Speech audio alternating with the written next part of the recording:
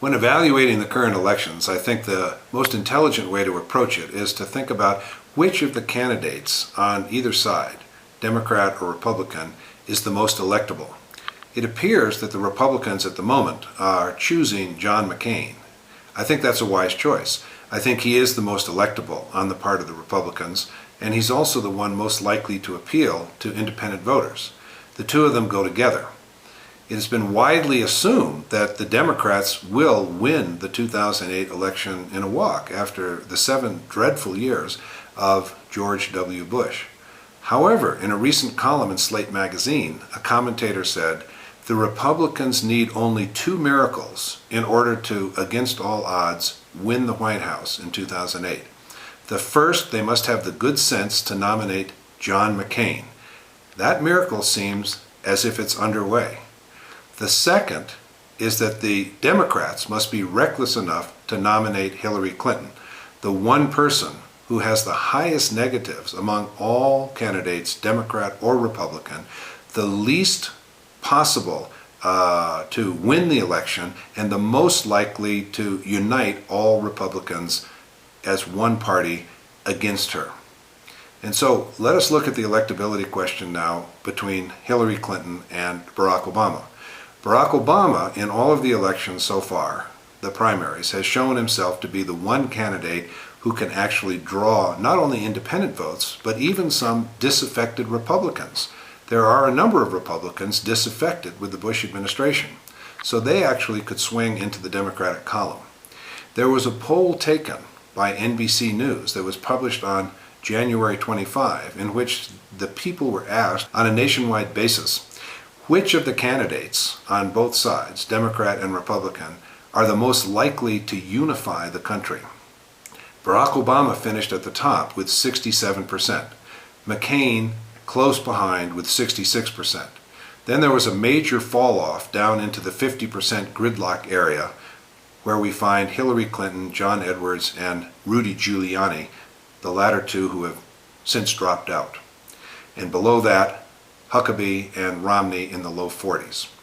So in terms of proven ability, both in the elections and in the polls, to win independents and some Republicans, there's no question that Barack Obama would be the better choice. Now, why is this important? It's important because both candidates, Hillary Clinton and Barack Obama, have programs that they are advancing of what they would like to see done during their presidencies that are very similar. The question is, whose talk will actually turn into a walk? Which one of these two candidates can actually produce effectively what it is they say they would like to do in concert with the legislature and the citizens of this country? If we look at Hillary Clinton's negatives, as I mentioned, they are the highest of any candidate in either party. All close observers of the political process understand that negatives almost never move.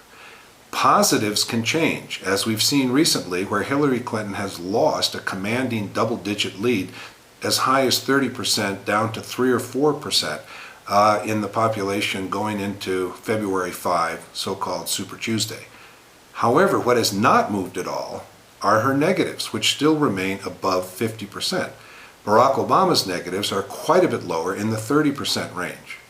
What does that mean? It means that even if Hillary Clinton were to get the nomination and were to run in the general election, it is very doubtful that she would win against a candidate like McCain, who has a proven record of pulling liberals and independents into his camp in some significant measure.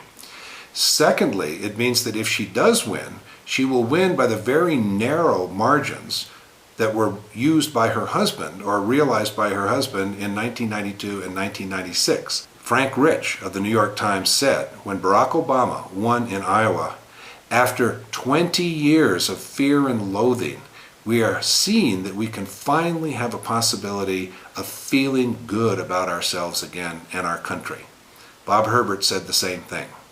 So what does this mean? It means that if Barack Obama gets the election nomination, there's every chance that he will win over John McCain. He has the young generation behind him. He is the candidate, the one candidate and the only candidate who is world-centric in his perspective that can restore not only the image of America in the world, but in our own hearts, among ourselves, in our own conversations with our neighbors, where once again we can find ourselves feeling positive and inspired about our public life and not having to withdraw into our own separate, fragmented private lives, where together we can say with people we don't even know and then become friendly with them in common purpose, yes, we can. That is possible. And that is the great tradition of George Washington and Abraham Lincoln, the giants of the founding of our country, and whose Washington Monument and majestic Lincoln Memorial actually ground the great architecture of our nation's capital. Each one of these great men, Washington and Lincoln, knew that the very first thing in a time of great crisis that we needed to survive as a nation, we had to first and foremost become a united people. Then we could implement whatever vision and practical programs were necessary to realize this destiny. The great psychologist C.G. Jung has said, if we don't encounter our internal divisions and bring them to consciousness and healing awareness in the public realm, in the external realm, they will show up for us not as our destiny, but as our fate.